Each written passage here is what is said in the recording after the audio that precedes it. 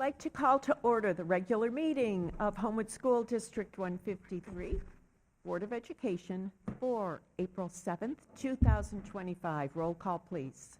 Mr. Booth? Mrs. Marks? Here. Mrs. Buffet? Here. Here. Here. Mrs. Scully? Here. Mr. Bosch? Here.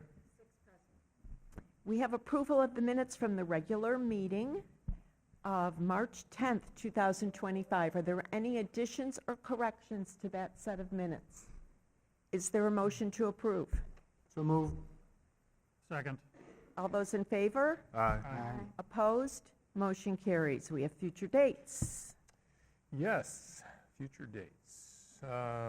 Friday, this coming Friday, actually, I'm lost on my dates here. April 14th. Is this Friday, April 14th? I think so. No, next Monday's the 14th. Okay. The weekend of Easter, Following week. buildings will be closed on Friday and then the following Monday.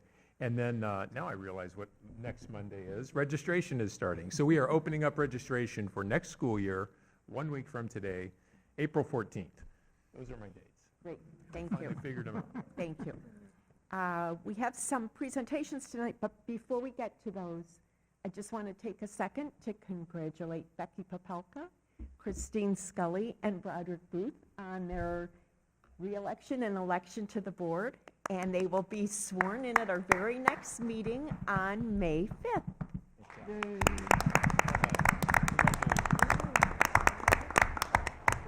Now we have some presentations. We do.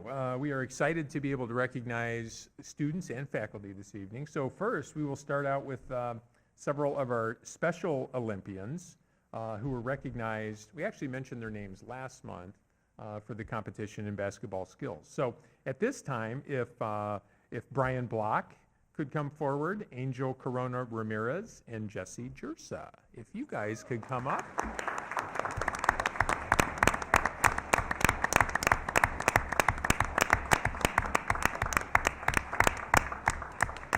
We are excited to be able to recognize you for your great accomplishments. I've seen your pictures, and now we get to see you in person and get more pictures. How does that sound?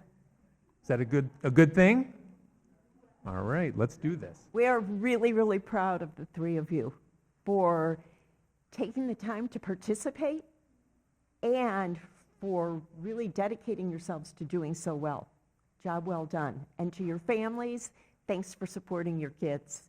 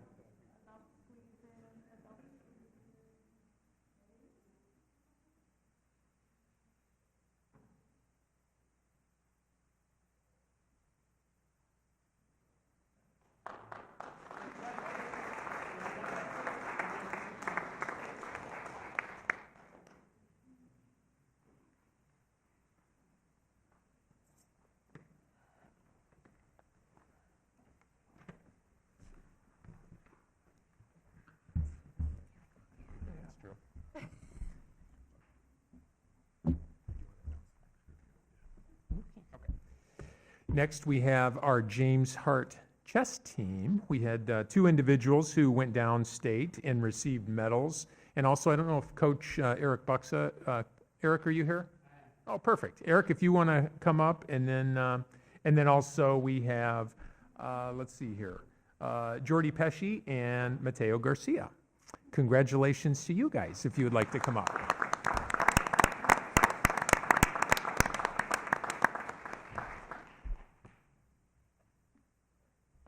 And again, I don't know how long you guys have been playing chess, but I know it's not an easy game to get good at. You really have to work at it.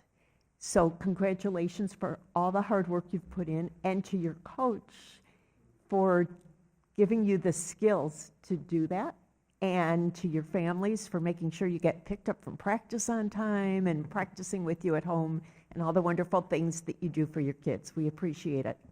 I should have told you guys to stay up.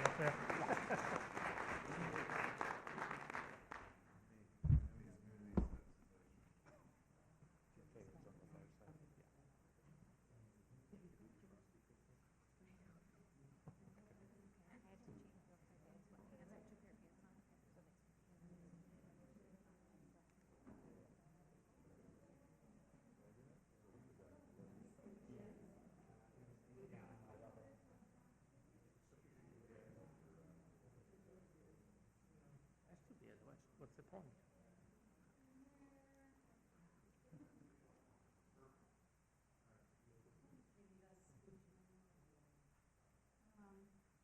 Dr. McAllister's on the I think it's fitting. I'm so pessimistic. All right.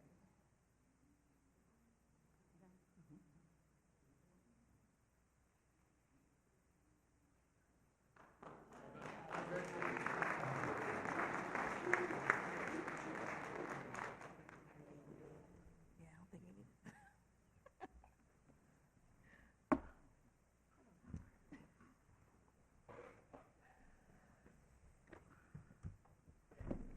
Okay, and we have another set of awards tonight to talk about, those who excel.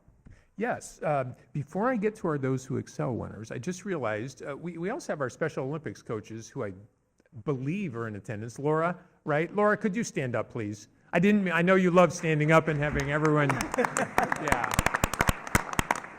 Laura, thank you, and my apologies. We can get a picture before you go, because I want to make sure we get a picture. And any other of our coaches here?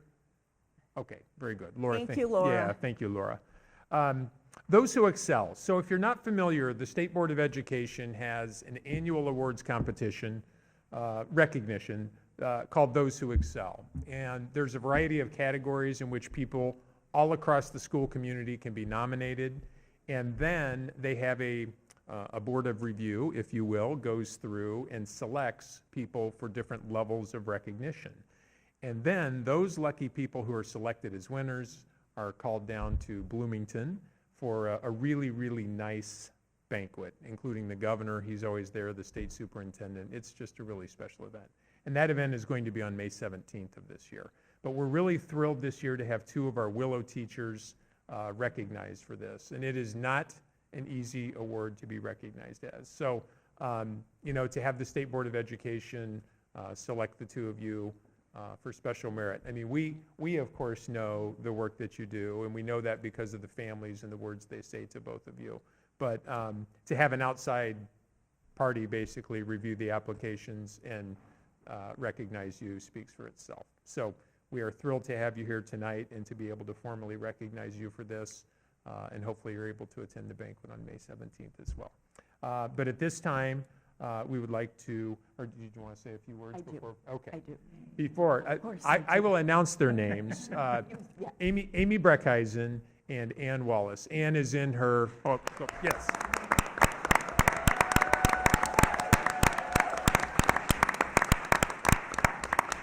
It's so nice to see so many of their Willow colleagues here, including past colleagues, to come out and support them, which also shows the respect they have amongst their colleagues. But both have been longtime employees in our district and at Willow, and Ann is actually in her final year and just has a couple more months. So for her to be recognized is really, really awesome.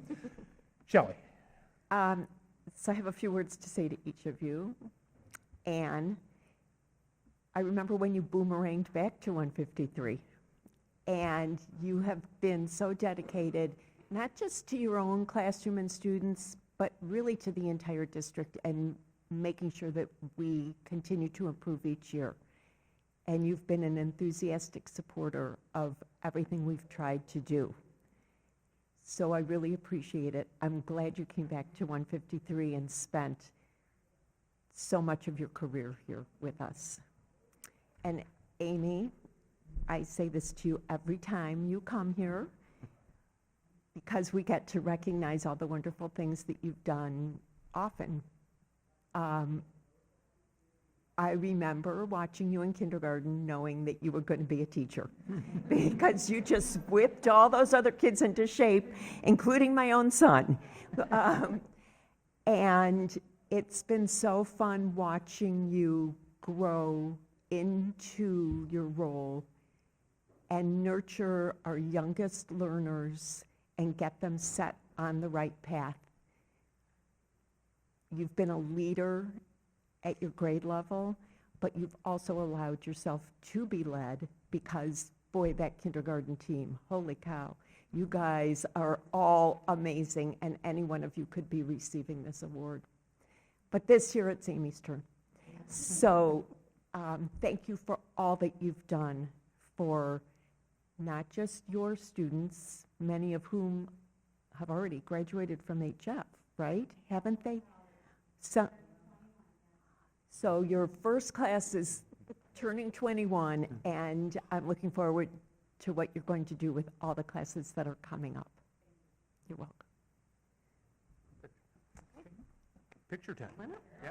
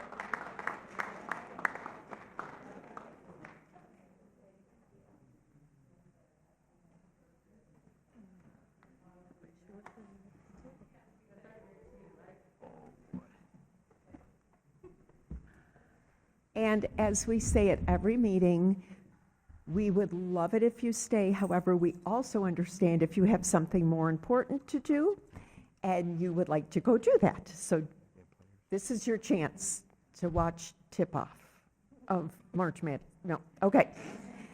All right, moving on. Is there anyone in the audience who has come to address the board on any items that are not on tonight's agenda? Come on up. And if you could please tell us your name, and we do limit audience comments to 3 minutes, okay? Thanks. Thank you. Good evening. My name's Sarah Willis. I have a first grader at Willow, and we've been with the district since preschool, age 3. We've had a very positive experience with Willow, District 153, and the special services team in general. However, this year we faced some issues that, if not resolved, could bring upon reputational and legal risk. And I feel like my partner here, John, we have followed the proper channels to get our issues kind of resolved, and we haven't been able to do so, so that's kind of why we're here. For the sake of time, I'm not going to go into specifics about my child's IEP, but Dr. McAllister has a detailed, itemized list of our concerns, to which he actually verified around like 12 failings by the district. At a high level, though, our issues surround the following: staffing and communication issues between the district and parents, a lack of district's special services involvement, accountability, acknowledgement, follow-up, and support, service issues, which include my daughter's delinquent IEP minutes, improper documentation, and a lack of an overall resolution on how to rectify our concerns. My child's father and I have been very patient and understanding with the district. I'm from a family of educators, a lot of them locally.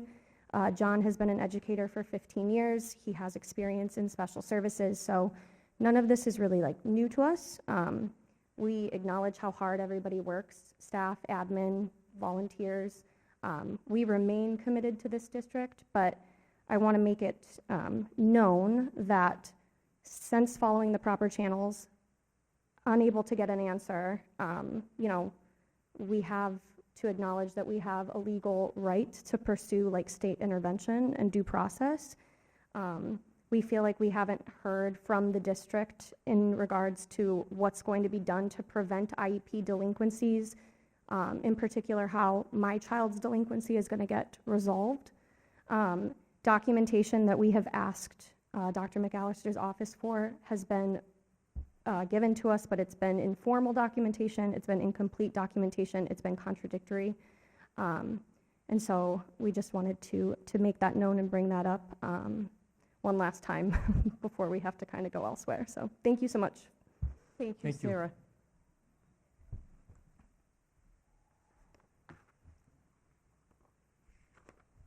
I'll go next. Jenny Farley. I just want to say thank you again, Ms. Breckheisen. We have one of the best teachers for my son. And I want to say that I have a special ed success story. And I wish everyone was able to come up here and say this too, from the bottom of my heart. I want everyone to have the same access that I've been given my son. There are 3 things that I want to bring up to the board this year today that I'm concerned about. One is the contracting of school psychologists. I would like to know, like, at the next meeting, how we're demonstrating recruitment efforts. When my son started the IEP process 3 years ago, there was a school psychologist at Willow, and then subsequently we've been outsourcing, and I'm wondering what are we doing to attract psychologists that aren't being contracted, especially since it takes so much time to do these assessments. 2, I would like to introduce an idea of having some sort of special education parent committee to help other parents advocate for their children. I think special education is one of those things that no parent understands until you're going through it. None of us know what we don't know. And this came up at that PTA meeting, and I really think strongly that it would be a great idea to let parents talk to each other so that they can understand what the other kids are getting and what maybe they should be asking for their own child. And my last question is about the potential funding, federal funding cuts for special education, specifically with like transportation and costs that are reimbursed by the federal government through, help me out, the IDEA, no, which one is it? IDEA. IDEA Act. I don't know if this is even possible, but I do know that like HF has like a huge surplus, right? 6 months at least. And I know we have trouble getting funding. Can we ask them for money as like feeder schools? Is that possible, right? I mean, We can ask. we can ask, right? I mean, We I have just feel asked. like, We have asked. and they don't give you any money. No. We have asked. I'm also super concerned as my son gets older that I hear stories that their children are bused elsewhere. I don't want my son to leave this district, and I want to make sure that we're creating a consistent path forward when he gets to HF, that he will be able to attend their schools and not be forced to be taught from home, homebound, or sent off to a school far away. So those are my concerns that I'm bringing to the board today. Thank you. Anyone else come to address the board?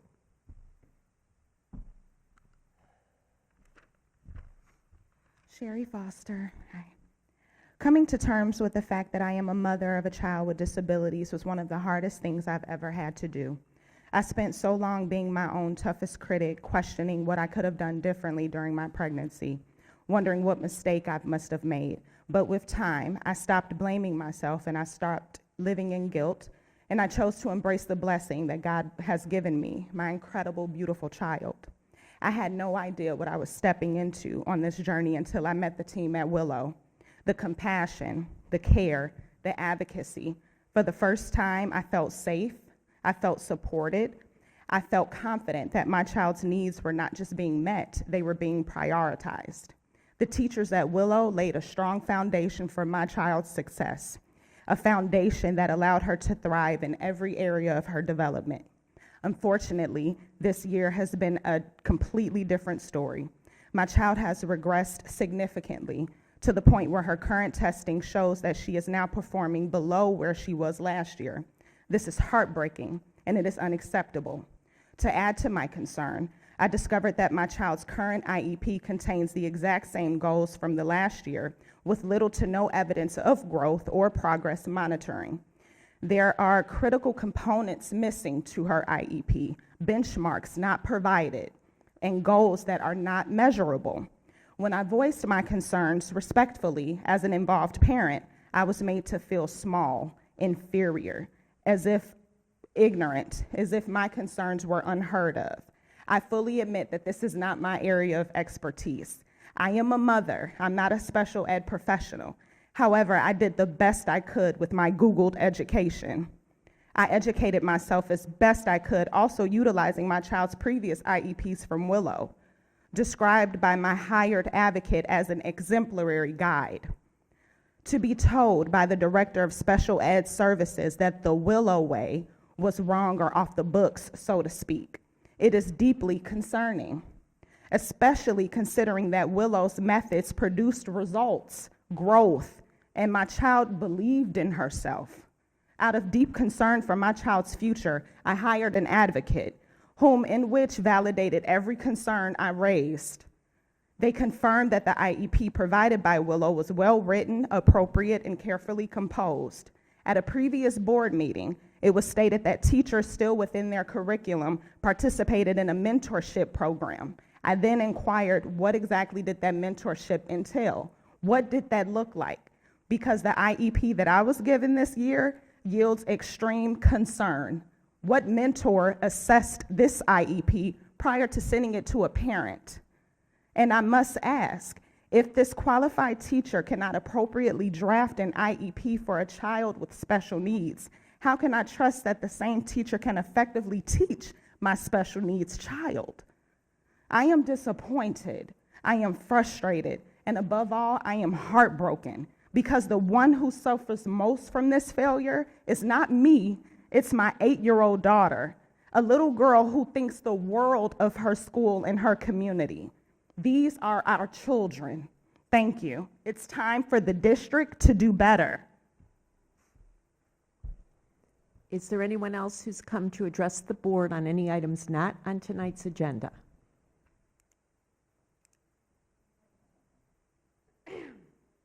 I'm not used to being on this side of the public comment. Ms. Wallace said, I've been in the... Could you introduce yourself, I'm please? Lauren Roman. I grew up here in Homewood. Miss Wallace was my first grade teacher, and now she's my daughter's first grade teacher. But I'm here to talk about another one of my daughter's experiences. My daughter, Emmy, who's in 3rd grade, she has an IEP and receives special education services. I want to acknowledge that I think a lot of this is being addressed by Dr. McAllister. I think it's on Dr. McAllister's radar. I do think that there's movement happening behind the scenes. But after multiple conversations with other parents and staff, and based on my own experience this year, it's clear that we need some meaningful reform within the special education department. For my family specifically, the root of all of our issues has been communication, or lack of it. And the lack of communication has built a real sense of mistrust. As parents, we want to collaborate with the district, but it's hard to do that when we're not informed or when we feel like our concerns are being ignored. My biggest concern at this point is that Churchill and Willow have been designated as targeted schools by the state specifically for special education. There's been no clear explanation on what that means, how we got here, or what's being done to fix it. In fact, as a special ed parent myself, it actually feels like it's being completely ignored. I hope I'm wrong, but that's not being communicated to us that anything is being done about it. I've always said that 153 is a special place. And it feels like a tough pill to swallow this year, coming to the realization that the system is not working for the majority of the students with special needs. Sorry, this is why it's taken me so long to come and say any of this. What I've experienced with my own daughter and what I've heard from so many others points to systemic issues across buildings, across roles, and across experiences. I don't want this to be interpreted as the individuals who work on a daily basis with our kids. From my experience, those people have been amazing, but they can only do so much when they're working in a broken system. There are inconsistencies in services, staffing, and communication, and the experience a student receives at one building should not be dramatically different from another, especially when the same department oversees both schools. When I've raised concerns, it has felt like that we have not been working towards a solution for my child. It felt like damage control, focused on protecting the department's reputation or avoiding legal risk more than truly supporting my kid. That needs to change. We need to focus our energy on problem solving, not preserving appearances. You've heard a lot about special ed lately, not just tonight, and what I would love to see the board do from here is facilitate a comprehensive review of the special education services that includes input from staff, parents, and the broader community. I would love to see this review identify what's working, where the gaps are, and most importantly, how we can all move forward together with transparency, accountability, and a commitment for better outcomes for all of the students receiving special education services. Thank you. Thank you, Lauren. Is there anyone else who wants to address the board? Come on up.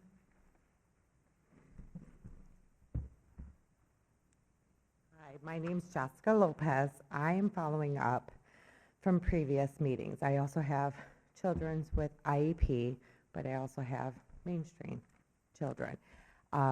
Last meeting was brought up, you, Shelley, mentioned, well, if you don't meet with McAllister, if he doesn't know, Dr. McAllister. if he doesn't know, nothing can be done.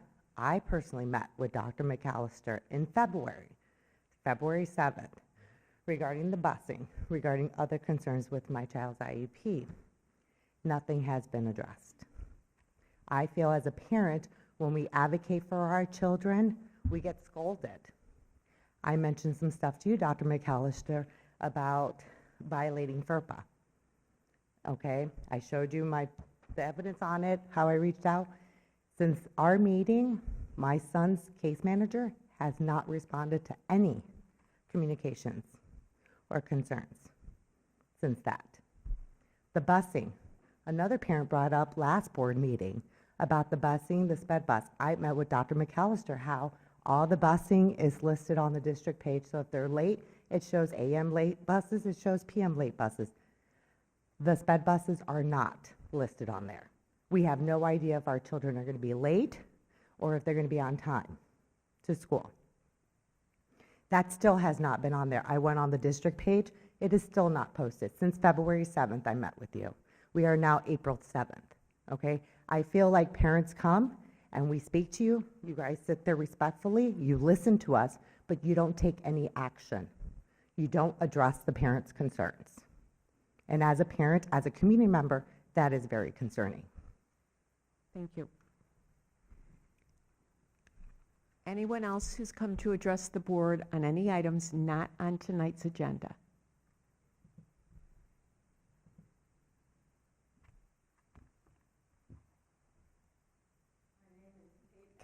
I'm sorry, can you wait till you get to the microphone? We record this. My name is Kate. I've spoken to you. Last name. Oh, Atkins Thank Trimnell. you. I've spoken to this group once before, and I always appreciate seeing Dr. McAllister out and about in the community.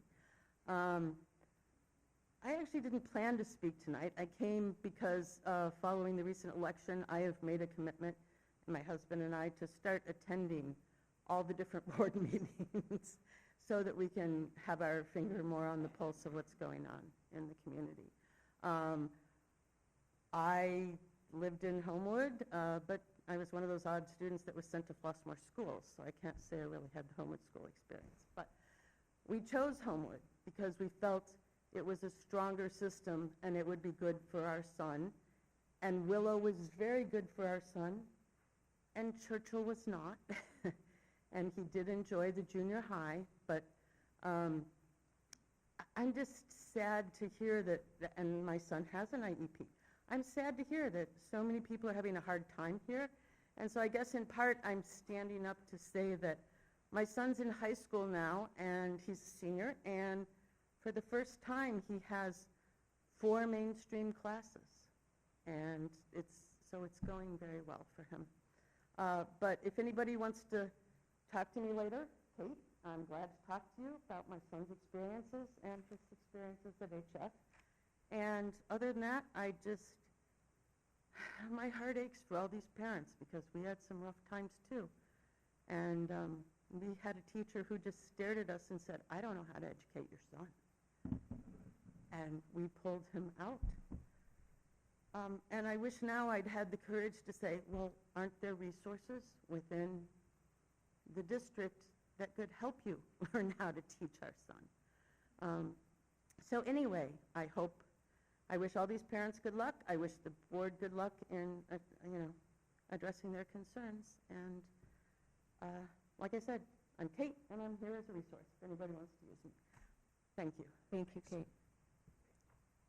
Anyone else here to address the board on any items not on tonight's agenda?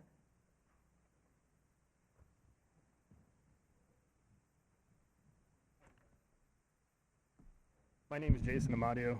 I just have some questions I don't know if this was addressed at all or if your budget meetings are coming up, but with the property tax hikes and all the people that were complaining about how much their property taxes shot up, has anything been looked at as far as how much money is coming into you guys spending and what you guys are spending it on? That's kind of my biggest question right now, because property values don't seem to be coming down. So those property taxes don't feel like they're going to change anytime soon. So that seems to be like a lot of income, because a lot of people were surprised by the property tax hikes and their mortgage rates going up. So obviously that money's got to come to you at some point, some of it. So I guess that's my biggest question there. Thank you. Your timing is good. I have a presentation in about 2 minutes. Hi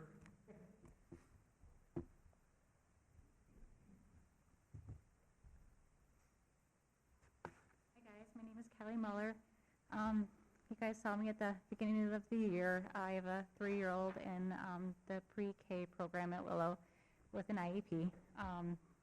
I wasn't planning on coming up tonight. We had been doing really well since October in the pre-K special ed class, daily living class, until recently. Some of my concerns have been addressed tonight with fellow parents. Communication between the teacher and parents, it's huge. I've asked for a daily note to come home every day. My son is on the spectrum and is verbal, but not to the point where he can tell me how his day is going or how his day went. So I've asked the teacher to provide a daily note. And what I'm receiving is a 4-lined item note with a picture. My day was good. And there is a section with an explanation, that she can elaborate. But so I'm trying to figure out a way that we can either speak to text in Class Dojo, a really quick, how was his day other than good? So when I went to go pick him up last Thursday, the teacher's response when I said, Nolan, say goodbye to your teachers, and he said bye, and I said, oh, how was his day? And she goes, oh, it's in his note. And I said, oh, that was concerning. I'm like, was it good? Was it bad? Now I'm a little worried. It's in his note, was her response. So I took the time before I left to look at his note. And it wasn't a matter of there was other parents and, she couldn't take the time to say, oh, he had a good day. Or maybe it was, oh, there's students and maybe they were short-staffed and she just couldn't talk at that point in time. That wasn't it either. She could have said, I can't talk right now. Maybe we could communicate in an email. But instead of looking for I wasn't looking for a huge response. I was just saying, hey, how was his day? Oh, it was good, great, let's go. But I got the response it was in his note twice. So as a parent of that nonverbal child on the spectrum, I expect more. I expect professionalism, and I expect courtesy. I expect to be heard. And with these parents, the group tonight, just reinforces that something needs to change. We need to do better. So communication and staff members that are highly certified. And my address to you guys earlier was that this particular teacher wasn't early childhood certified to be in that room. Time's up. Okay, so if we can continue to work together to try to, one, improve communication, and two, to make sure that our special education students are being provided with staff members that are highly qualified and certified to be in these positions would be appreciated. Thank you, Kelly. Anyone else want to address the board on any items that are not on tonight's agenda?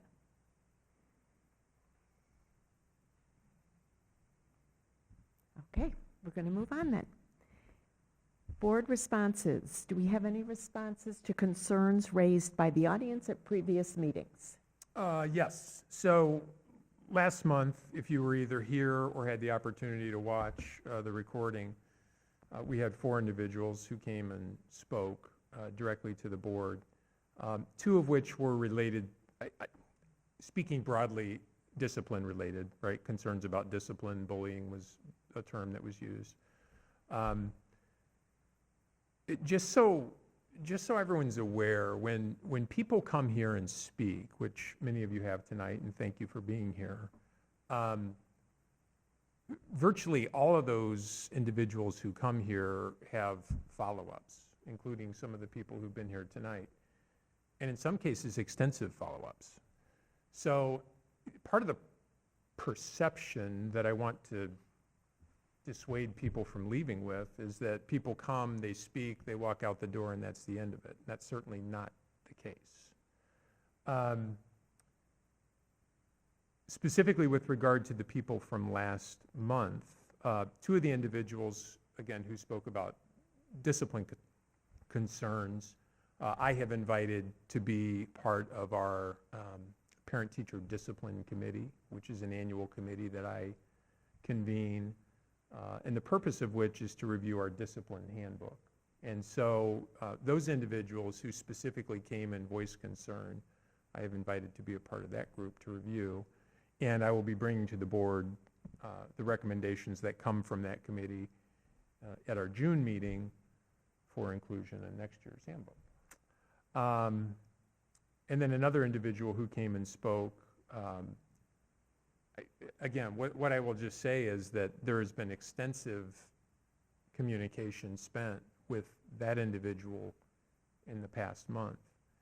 And so, we're not at liberty to respond in kind to the comments that are made.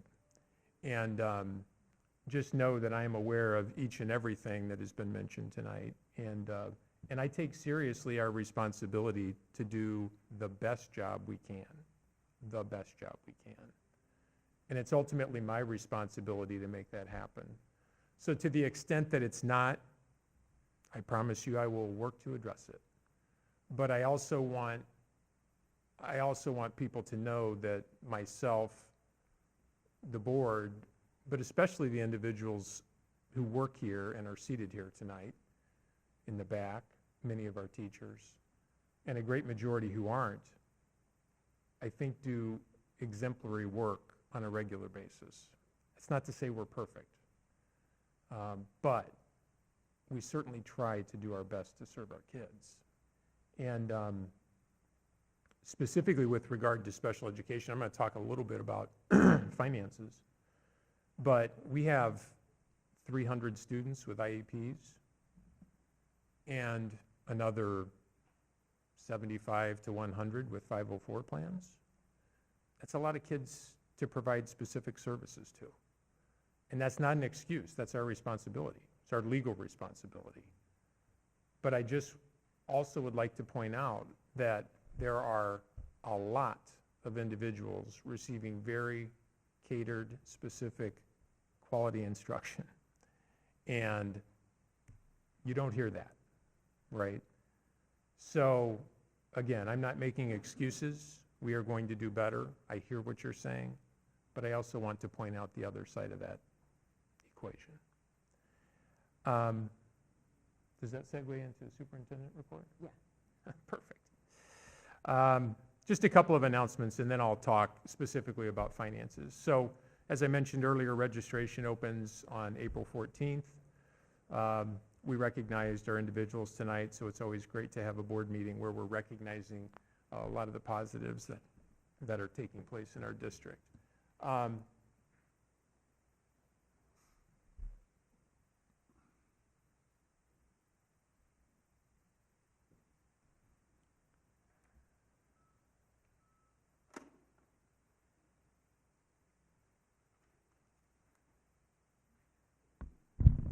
We'll give this a moment to fire up the screen so all of you can see what I have, and hopefully it will fire up. Mr. Amadio asked, as I said, a very timely question, because tonight, one of the things that is on our agenda is recommendations for staffing reductions for next year. And I know in light of the referendum that there's a concern, a question, how is it possible that our taxes have gone up to the degree that they did, and yet we're talking about the need to reduce positions? And so I want to be very transparent. I want to be very clear with our reality. Right? And I've had these conversations multiple times with our staff dating back to last semester. It's not a surprise to any of them to hear this. The individuals up here, it's not a surprise for any of them to hear it. For some in the community, it may be a surprise. But again, what I want is for you to leave with the information that we have and that we know. So I'm going to go back in time just a couple of years to the referendum. The referendum was on the November of 22 ballot. And we asked our community to support a limiting rate increase, which basically means rather than the previous two referenda that we had asked for, which was give us an influx of cash and we'll spend it down over the next 6 or 7 years and then we'll ask for more. In other words, a habitual cycle of deficit spending.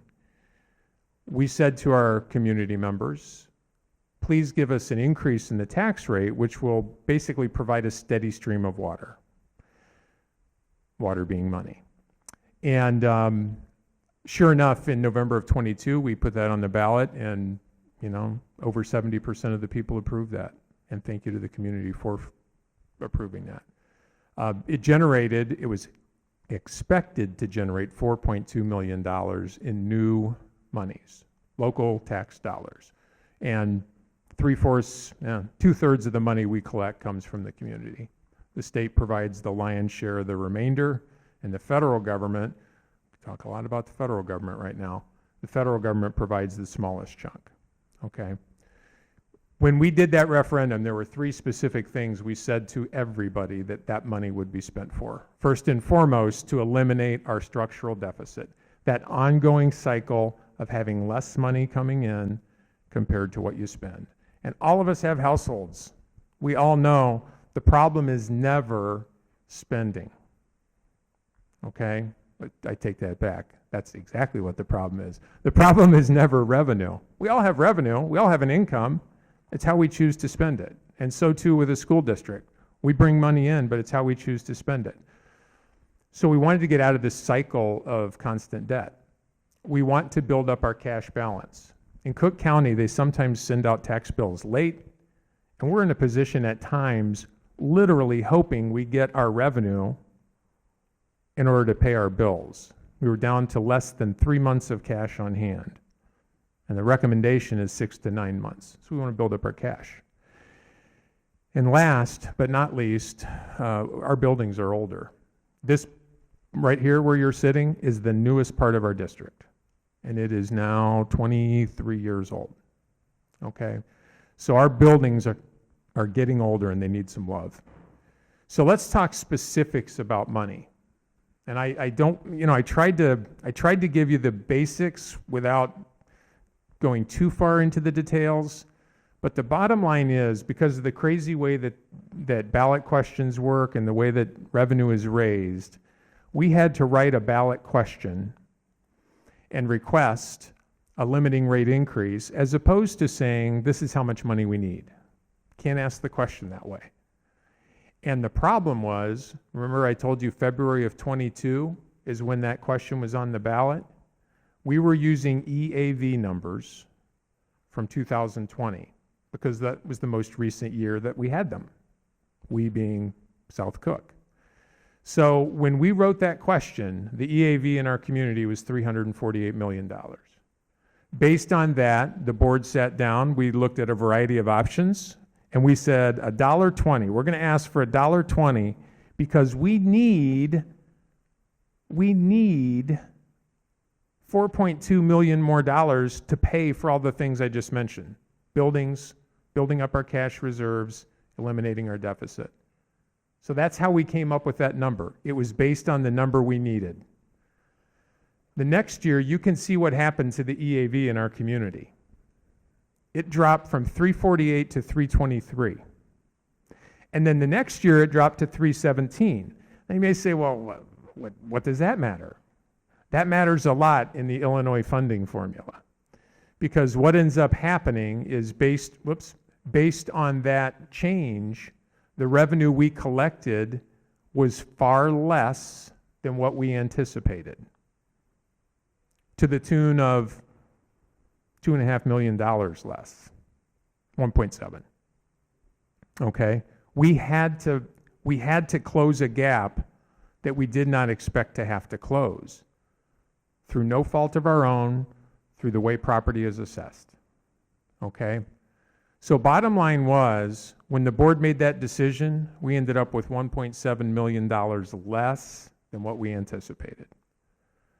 And then this sticker shock that all of you got last year, most recently, look what happened to our EAV. Every 3 years, they reassess property. So remember I told you in 2020, that was the number we had to use because it was the most recent? Well, then just last year, they reassessed property. And all of our property, I live next door, all of our property went up dramatically. So your tax bills went up a lot because of the referendum, but more so because of the reassessment that happened in South Cook. Okay? What we ended up doing because of this shortfall, this $1.7 million, a lot of you heard last year we were lobbying Springfield to get us our money back, right? We met with Will Davis, our representative, and he was a tremendous help in writing a piece of legislation, going to the General Assembly, having them sign it, and having Governor Pritzker put his signature on there in a very short window of time so that we could, moving forward, use that $19.5 million number as our future levy base. Now, again, without getting too much into details, that's important because we lost the $1.7 million, but every year when we ask the community for more money, it is based on what we got last year, plus inflation. That's all we can ask for. We are in a tax-capped county. So if inflation is 2%, we can only ask for 2% more than we got last year. And so if we had to use that number that ended up far lower than what we thought, we would not only lose the $1.7 million, we would lose it every year forever.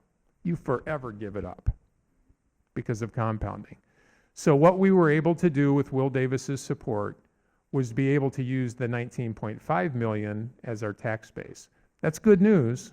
That's certainly helpful, But I don't, and we were celebrating, right? We were all happy. We were thrilled. Drove to Springfield. We were hanging out with the legislatures. It was great. However, we still gave up $1.7 million that we thought we were going to have. So what, you say? Well, I want you to look at this chart, because when people say, well, what you're going to ask for staffing reductions? We just passed a referendum. I want you to see how we are with the referendum and where we would have been without it. And these two columns show you that. So the levy year, this is a little bit confusing. We have 3 different calendars we use in schools. The levy year is done in December. So right now, the 2024 levy was just passed in December. Okay? You can see, again, before the referendum, the numbers were the same. Once we got the referendum, our revenue went up as a result. Had it not, today we'd be sitting at 18.4, when in reality we have 20.6 in local dollars. So the referendum is absolutely critical to what we're doing. I want to be clear about that. But we're not out of the woods unless we are fiscally responsible, like everyone needs to be. Everyone has a household budget. We need to be fiscally responsible. My promise to the community was to use your tax dollars wisely. That was my promise. And yes, I am retiring, but I am not going to retire and leave a mess for the next person. That's irresponsible. That's not fair. And so when you look at where we were before the referendum, we had a deficit. The referendum dollars start coming in, and we're actually able to turn a surplus. However, for next school year, if we don't do something different, we are going to be back into deficit spending. And the last thing I'll talk about is why. And that deficit is going to continue to grow if we don't do something different. So that's why we need to do something different. Okay? You say, well, how did that happen? Where'd those referendum dollars go? Part of it is a cash flow issue. You're all familiar with the way Cook County collects taxes. You get a 55% bill. 55% of last year's taxes is your first installment, right? So I want you to picture in this timeline, we go and we lobby and we say, please correct the wrong that happened. And they did. But the first installment had already happened, 55% of last year's. And then they said, congratulations, we're going to make this right. So the second installment you all pay on your taxes is what we call the true-up, right? That's where they make up the difference. Well, we had a really big difference to make up because we got that referendum approved, or the legislation approved. And so suddenly, you see this big jump because all that money came in. But now, we're not going to get that big jump again. So you actually see referendum fall a little bit. And it's also because of the property tax abatement, which I won't get into, but long story short, we're bringing in less money. And I know that sounds strange to people. Got my business manager back there. I spent a lot of time with Dr. Trimberger wrapping our heads around, and all of our board, because they were all saying, wait a second, what? How do we end up with less revenue? And again, it's a cash flow, it's a timing issue. So why is it that our deficits are returning quickly? I'm just going to point out several things that we are dealing with. And again, it's my responsibility to work with the board to make sure we're in a good financial position. So the first thing, we just signed a new contract with good raises. And as I said to our teachers, I went to every building and I had this conversation. Is the position we're in because of the new contract? And I said, well, insofar as you need to pay for a new contract, of course it is, right? However, that contract is 100% earned, right? Our teachers do wonderful work, and they are worth far more than what we're paying them, okay? So first of all, it's earned, but second of all, it is what is necessary to keep us competitive. We were in the South, we compare ourselves to about a dozen districts. We were in the top 1/3, and then as other districts signed new contracts, we found ourselves in the bottom third. And that's not the way to have a good school district, to have a great school district. So we needed a contract that put us back in the top half. We are not number one. We cannot afford to be number one. We're going to be very honest. But we're not going to be in the bottom half, okay? Second, when we hire people now, when people leave, in the old days, you could get a young teacher right out of college and pay them your lowest salary, what we call bachelor's step one, right? $47,000. Well, now, because there aren't as many teachers, there is a teacher shortage. That is a real thing. You've heard it with special ed. No doubt. It is hard to find special ed teachers. But now if we want to steal somebody from a neighboring district, you can't get a person to come to you by paying them bachelor step one. You need to pay them a higher salary. So what we call replacement costs are higher than they used to be. Insurance. We have a meeting this Wednesday, actually. Our most recent quote with our broker that we work with, our premiums are going up. The original number they gave us was 24% next year. 24%. Now, that will be negotiated down. But the bottom line is our insurance costs are rising rapidly. And not just here, it's everywhere. It's everywhere. The cost of special education is high. Remember the 300 students I mentioned? We have a lot of adults in our building working in special education. It is a labor-intensive area, and it is expensive. And transportation, which is my next one, the transportation cost, not only with Kickert and all of our buses, but specifically special education transportation costs, very high. We put on out of necessity. All of us, we have homes. How bad is it? How bad is that leak? How bad is that furnace? Can it last one more year? My sump pump is 6 years old. I was on borrowed time and sweating it out last week, right? Please keep pumping. So you keep kicking it down the road until you can't. Well, we're at that point with the roofs. We replaced Churchill last year, $1.8 million. We're replacing Willow this summer, over $2 million. Remember that 1.7 we didn't get? That would have paid for a roof. That would have paid for a roof. And probably the most ominous thing in the future, every 10 years we do a life safety survey. Our architects come through with a fine-tooth comb and they look at all of our buildings. And they produce this report and they say, here's all the things you need to do to make your building safe, first and foremost, but also nice places.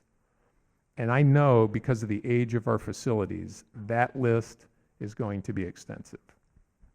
And quite frankly, we're going to have to figure out how to pay for some things, and right now we're limited in our ability to do that. So I say all this to the board. Again, the board's familiar with it, but I say it to all of you. I say it to our audience watching at home. This is why we are doing the things we're doing. There is nothing that brings me less satisfaction than recommending to these individuals that we need to cut positions. We have done, in my mind, working with the administrators in the back, come up with a plan that is the least painful plan we could possibly come up with. But even if it's one person, it's painful. And as I said to them, what makes it so painful for me is I know every one of them. It's not just a name on the wall that, man, there's a person, you can just cut that one. I know all these people. It's difficult. They do good, important work. But the reality is we need to live within our means. So I hope that provides a little bit of and again, it's complicated. School finance is very complicated, but I wanted to give you an overview of kind of where we are. Any questions? Okay. You know where to find me. Yeah.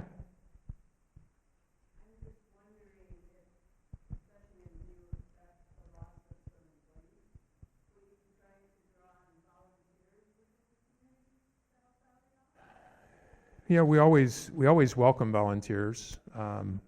We'll never say no to somebody who's willing to come in and work with our kids. The reality is a lot of the positions that, well, they're just highly skilled, right? There's certainly things that volunteers can do, and certainly you need people with specialized training to do other things. So, but we would never say no to volunteers. Yeah.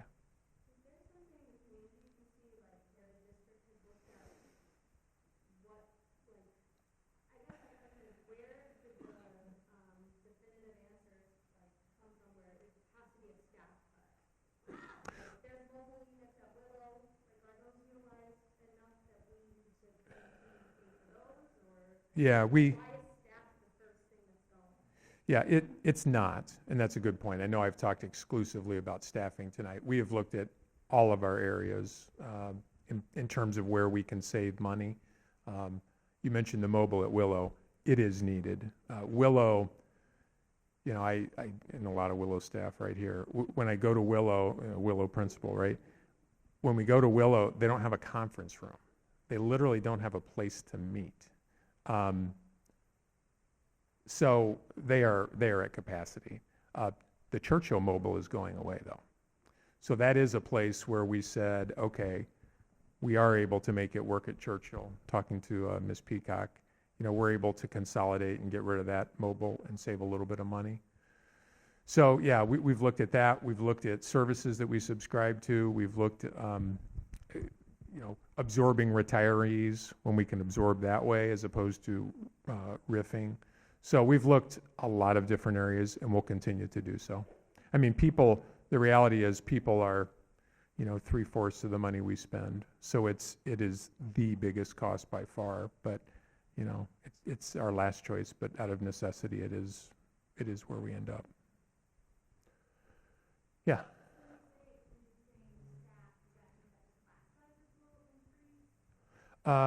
No. You'll hear later on what the staffing reductions are. Basically, we're looking at a music position, but maintaining our music programming. So we're reshuffling people. So it's the same programming with fewer staff. No. It's largely assistants.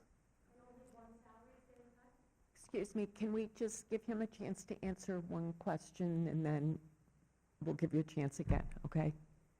Yeah, so we have several, what we call ESPs, teaching assistants.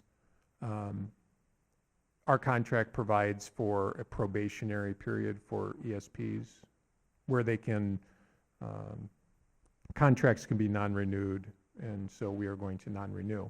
We will bring some of those ESPs back.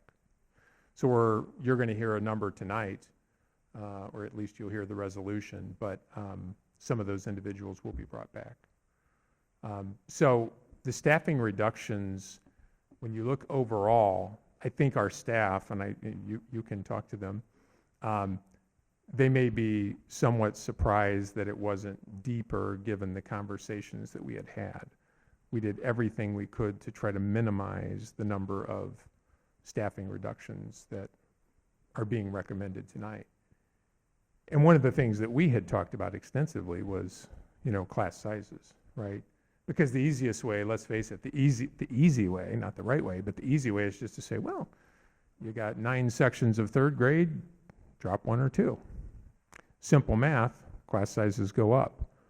But that's not what we're doing. Yeah.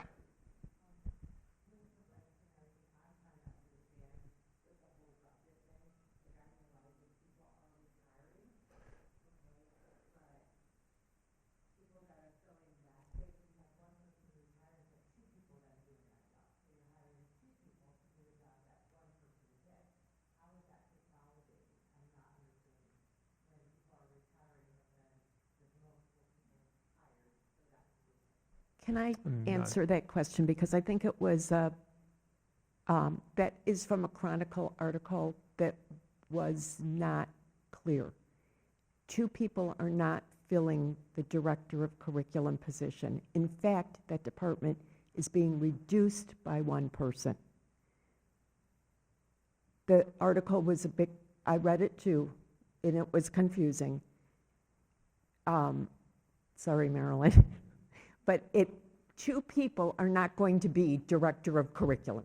There will be a director of curriculum replacing the person who is retiring. The department itself will be reduced by 1 person.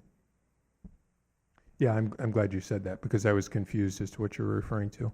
That department specifically in the last 3 years has gone from 5 and it will be down to 3 people now. So we are, again, absorbing positions. The easiest, best way is when you have retirees to try to see is that a position that you can absorb without replacing, and we are doing that in some cases this year. Yes. I'm sorry, in the back. Yeah, Kelly.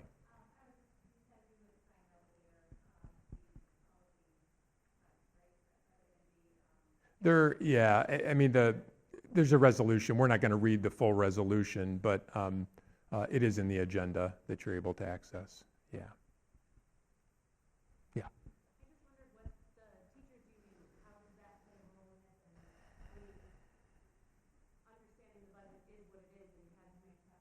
Yeah. Well, it's required by law that you do have a conversation, first and foremost. So we have a committee that meets each year to talk about the evaluation plan that we have in place, and part of that is how we handle reductions in force. Okay, and again, that's required by the state. So everything is agreed upon by this, what they call the joint committee, equal number of administrators and union members. So yeah, we had this conversation, and then I just keep in regular contact with the union president and just say, here's kind of where we are.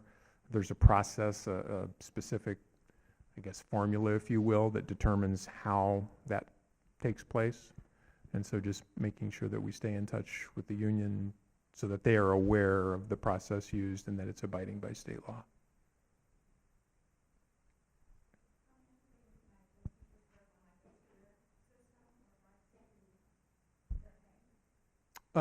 Yes.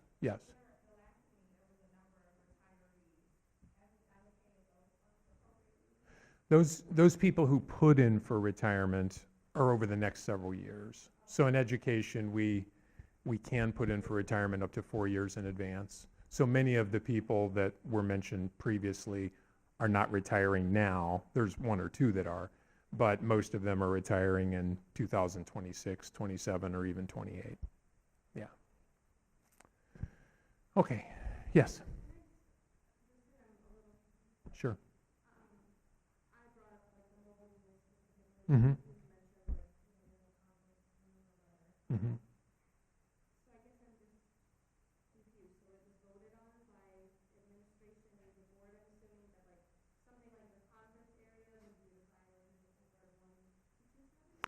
Not voted on.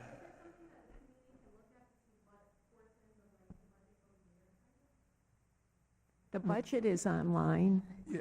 And it is completely available, and it's, I would say, of our 12 board meetings each year, the budget is discussed at probably 8 or 9 of those board meetings in some form or another.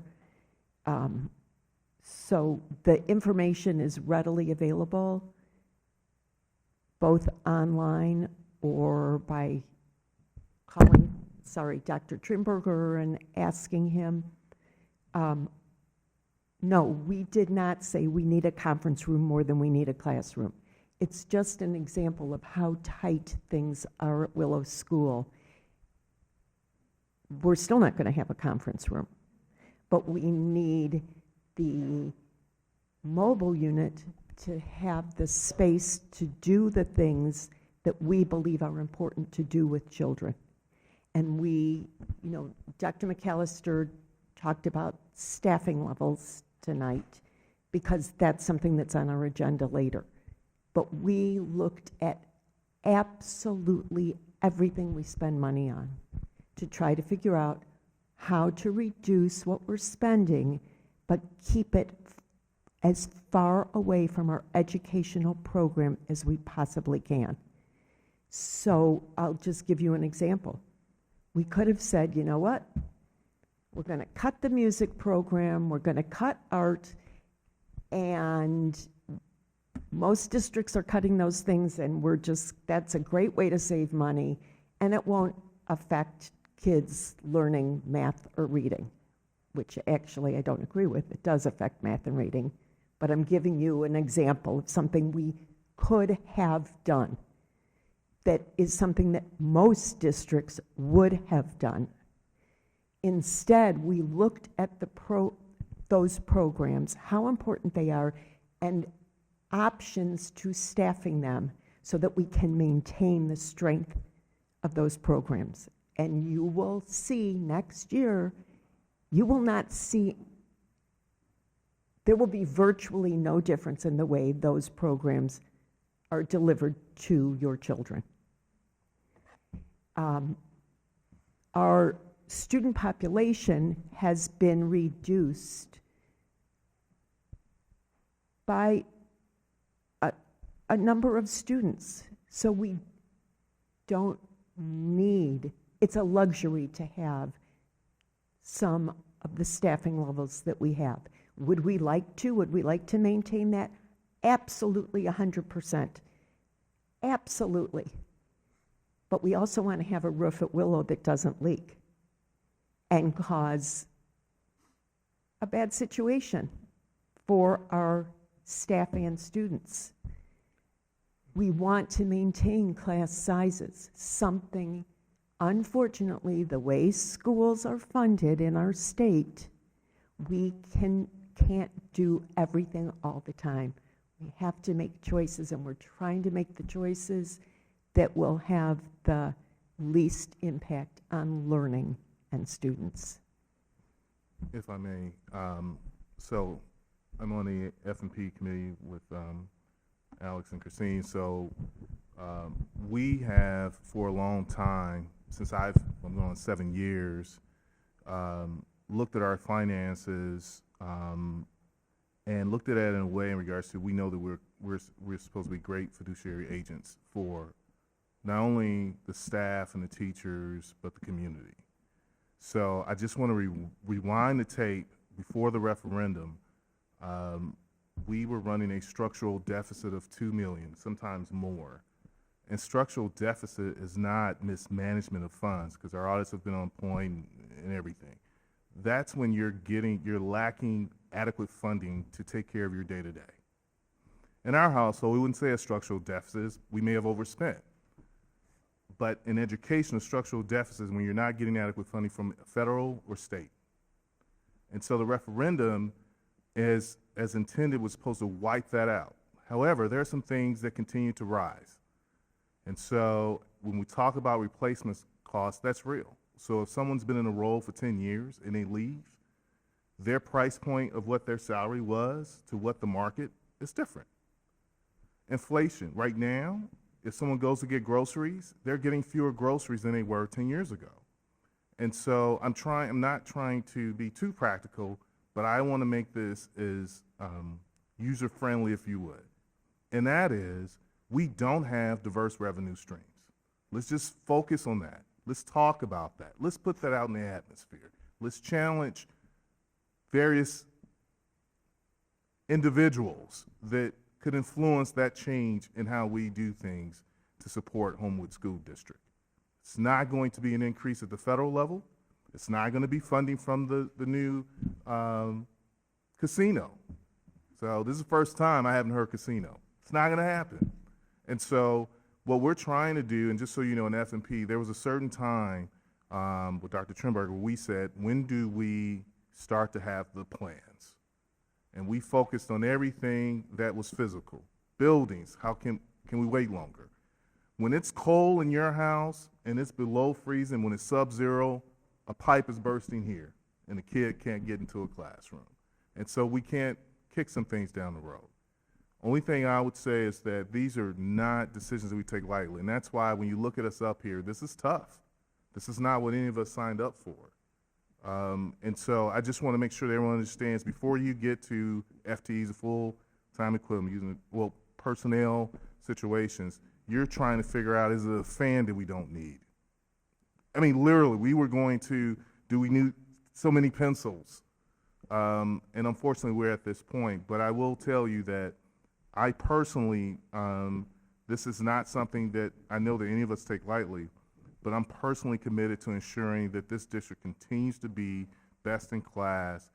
Every district is going to have scars, but we're striving to make sure that we're here for everyone, but the price of doing business and education has gone up. And I just want to lastly say that you're darn right, our teachers earned what they're getting. Unfortunately, we're having to make decisions on which items we're going to put in our grocery cart. And it doesn't mean we're not going to get them eventually. And that's what we're focused on. How can we put ourselves in position to continue to make the upgrades and continue to make sure that we have adequate staffing? Well said.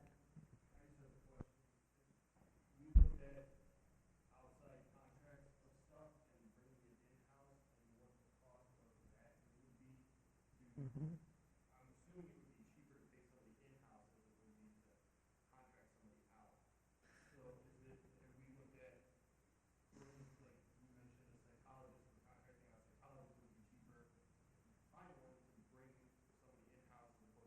Our goal is to absolutely have every psychologist be at, no, but yes, but our goal is that every psychologist is a 153 employee, not a contracted employee.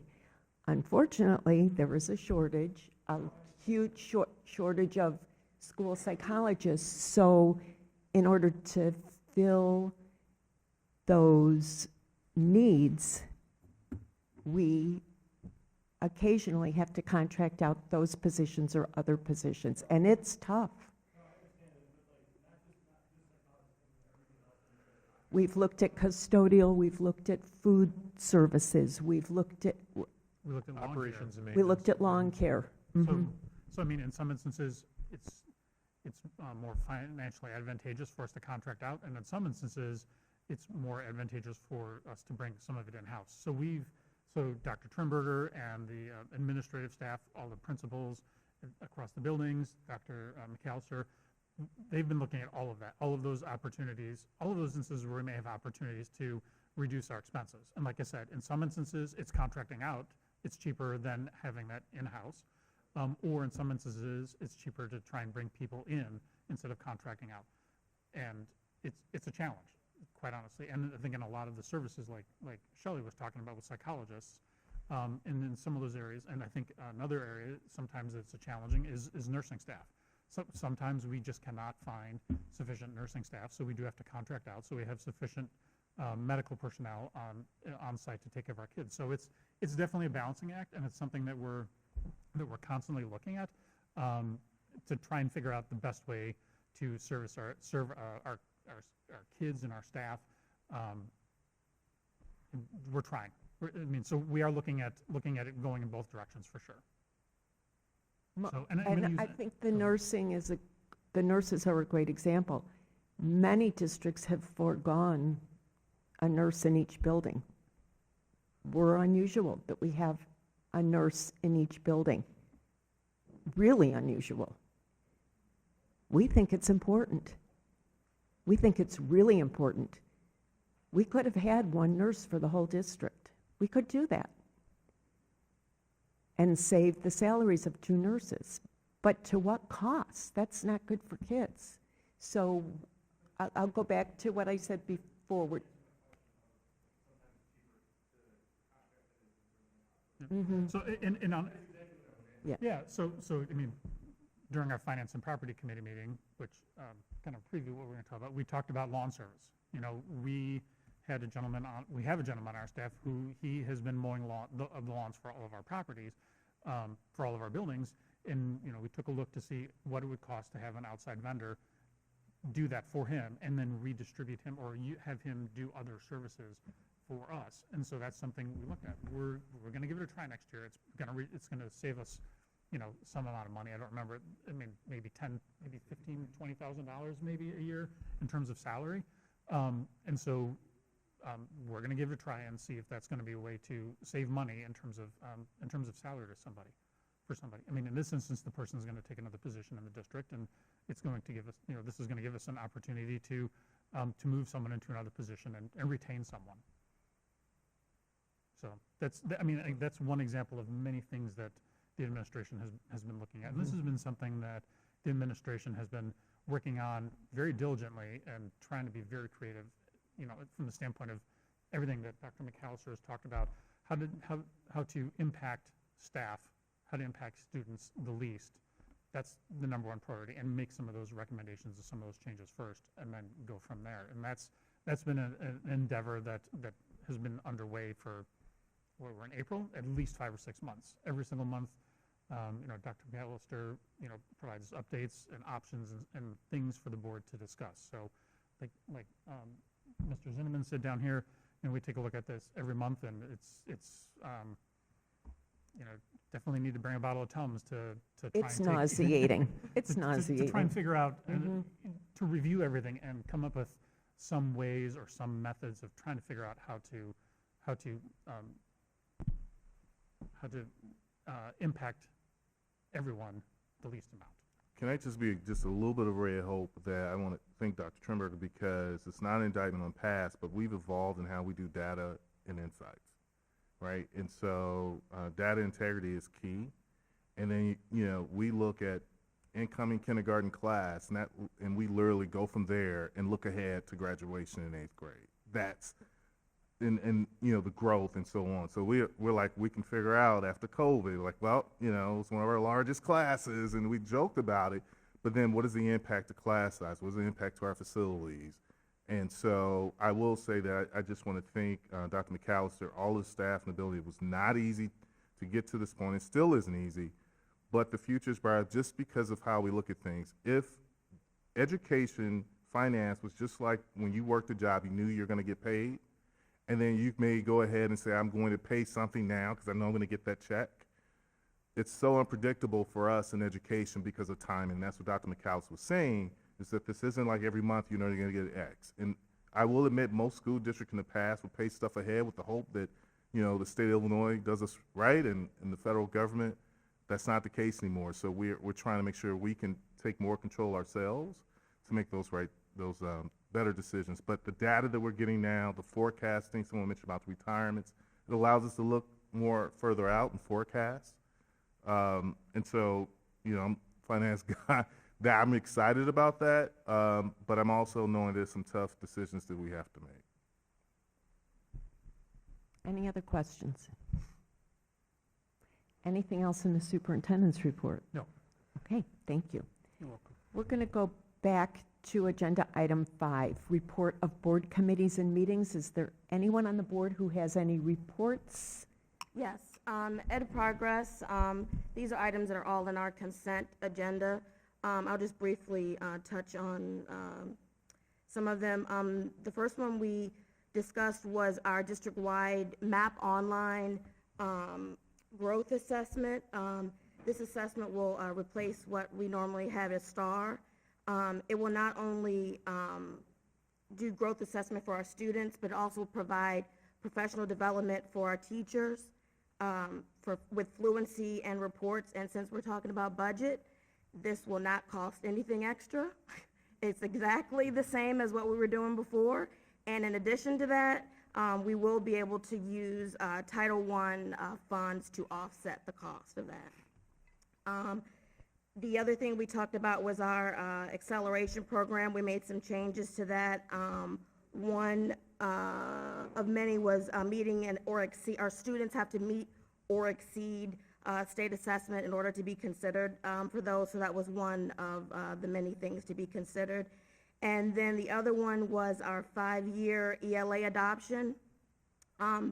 Excuse me. I'd like to thank the James Hart staff and administration for giving us a lot of feedback. We had a lot of feedback from not only administrators but teachers and my fellow board members who are on Ed Progress as well. We had a great discussion about that. And so given the feedback, we feel that a 5-year ELA adoption will be the best thing for us to do. Once again, we will be using Title I funds for that. Thank you. Any other board members have any reports? Finance and property, Matt briefly mentioned a few minutes ago. So we talked about, in finance and property, we talked about many of the things that Dr. McAllister had mentioned during his presentation on the budget. We also had a conversation about the possibility of needing to replace the floor in the HF Sports Complex. That's probably something that we're going to have to do this summer, or we're planning to do this summer, in collaboration with the HF Park District. So it's going to be a 50-50 split in terms of the cost of doing that. And I think that was more or less that's in a nutshell what we talked about. Any other board members have any reports? Yeah, on March 18th, Personnel Committee met. Our goal was to review and discuss several personnel matters regarding the budget issues. Obviously, Dr. McAllister has already hit on some of that, and they will be on agenda items later on in the board meeting. So. Thank you. Yep. Anyone else? All right. We have several consent agenda items tonight. The first is to authorize the chief school business official to pay the usual and customary bills for April 2025. The second item is approval of meeting dates and times for fiscal year 26. Yes, these are the board meeting dates for next school year, just so we can get those on our calendar. Any questions? No. Okay, from the audience?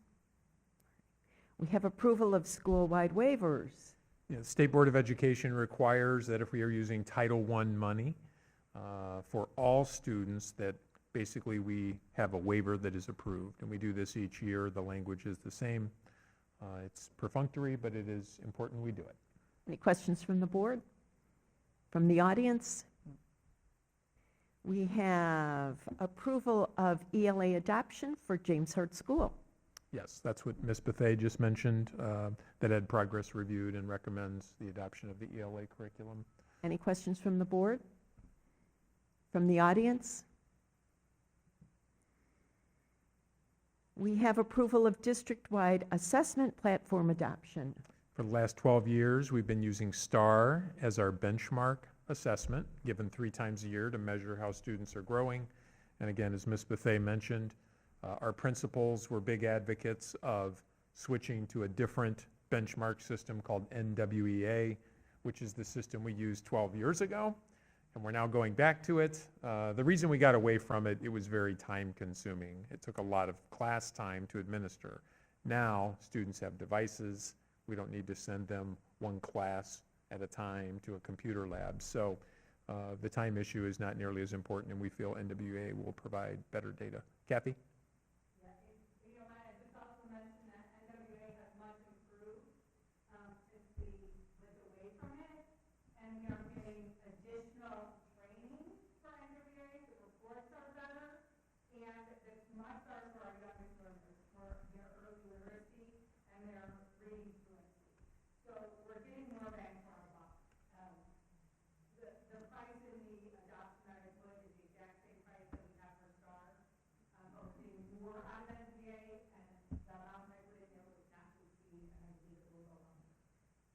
Thank you. Any questions from the board? From the audience? We have approval of the acceleration policy exhibit for policy 6:135. Yes, again, Ms. Bethea mentioned this. There's an acceleration policy where parents can request their child be accelerated by an entire grade level or single subject, which is typically math. The criteria is established in the policy. And again, as was referenced, the biggest change here is the addition of the requirement that a student meet or exceed on the IAR test in order to be considered for acceleration. There are other parameters also, but we've actually had families request that their child skip a grade level in math, and then we pull up their statewide assessment, and they were below expectation, and that just seems completely contradictory to do that. So we did add that as one of the parameters. Any questions from the board? From the audience? We have the personnel report. Yeah, very lengthy personnel report. The one thing that I do want to point out, we have, my goodness, probably 15 first-year teachers that we are recommending for employment into their second year. We have another dozen or so second-year teachers that we're going to move into year 3. We have about 8 or 9 third-year teachers that we're moving into year 4. And then the exciting thing, we have 21 teachers who are being recommended for tenure. And so I want to read their names. This is a major accomplishment in education. It's not as, I guess, as impactful as it used to be. In the old days, when you were tenured, you were pretty much golden, right? To stay in a district forever, which is a good thing. Now, your evaluation plays the bigger role as opposed to tenure. Tenure does not have a role in retention. But these individuals were excited to celebrate their accomplishment. Leslie Berry, Angie Buell, Maria Valentina Semino, Shannon Cotter, Brendan Fleming, Arlena Gardner, Maya Hubbard Manier, Brenda Johnson, Lauren Johnson, Jessica Kors, Melissa Losnadal, Dana Mersharbish, Nakia Norman, Jackie Perrell, Mary Smith, and Margaret Whalen. And then we also have 5 individuals who receive accelerated tenure. Basically, the state put in parameters that if you receive excellent ratings, you can get tenure quicker than 4 years. And so the following individuals have qualified for accelerated tenure: Stacy Cordner, Abigail Gabriels, Kathy Gill, Dave Lindy, and Kimberly Simpson. So congratulations to all of those individuals. Thank you. Any questions on the personnel report from the board? From the audience? Is there a motion to approve the consent agenda? Motion to approve the consent agenda items as presented in items 7A, 7B, 7C, 7D, 7E, 7F, and 7G. Second? Roll call, please. Yes. Yes. Yes. Yes. Yes. Motion carries.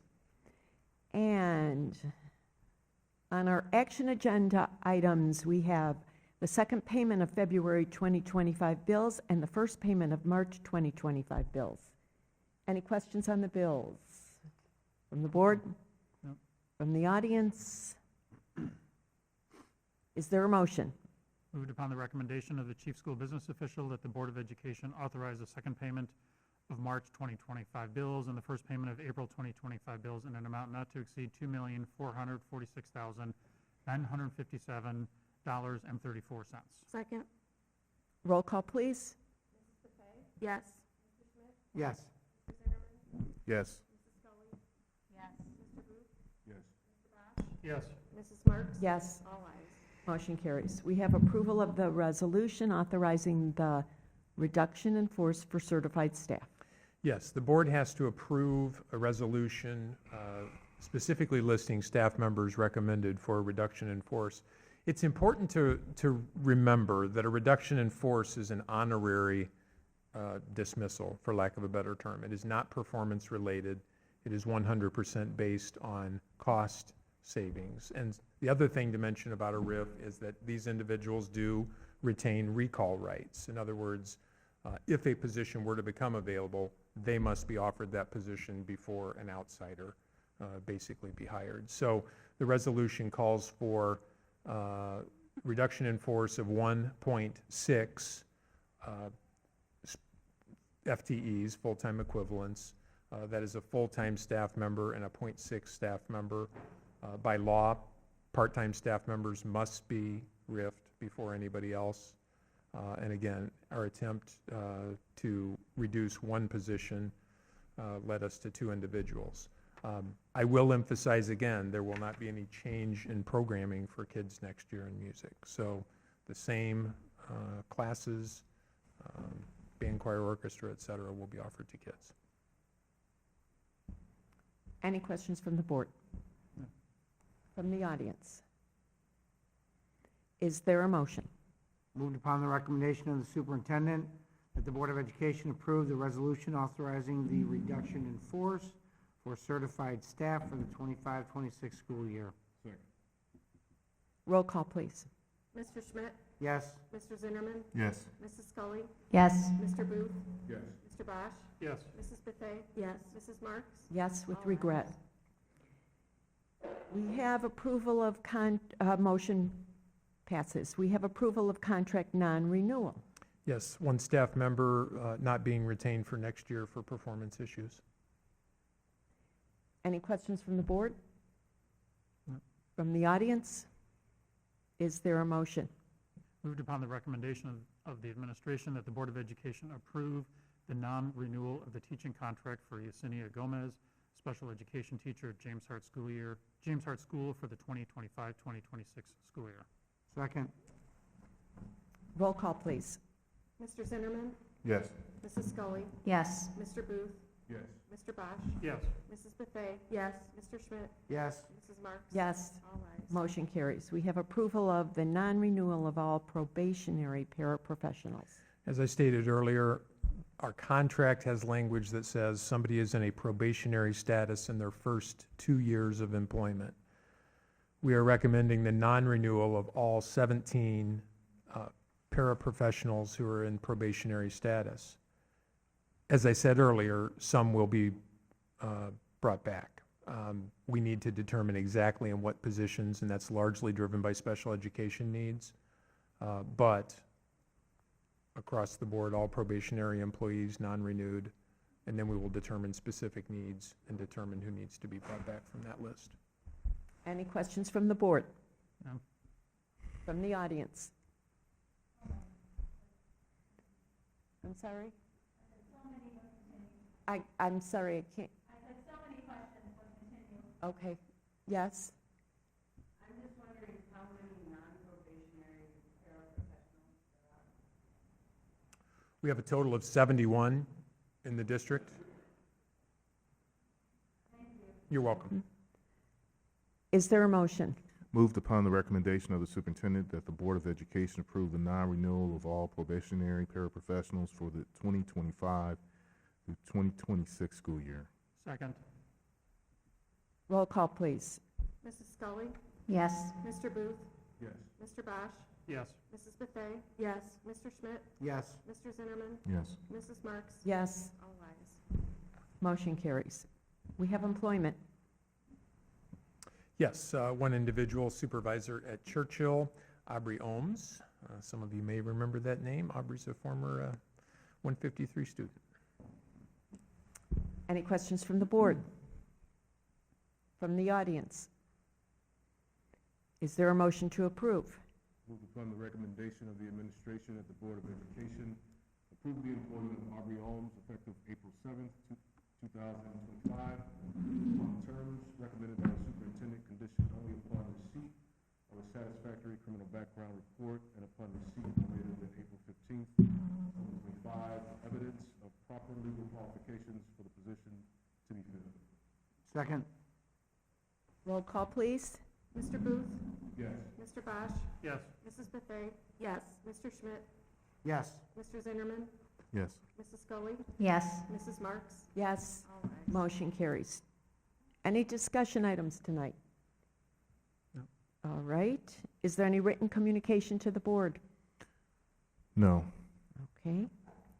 We will need a motion to adjourn. Before we do that, I want to thank you all for coming tonight, for sharing your concerns with us. We do care, we do take them seriously, and we promise to continue to make 153 a really good place for kids to learn. Is there a motion to adjourn? So moved. Second. All those in favor? Aye. Opposed? Motion carries.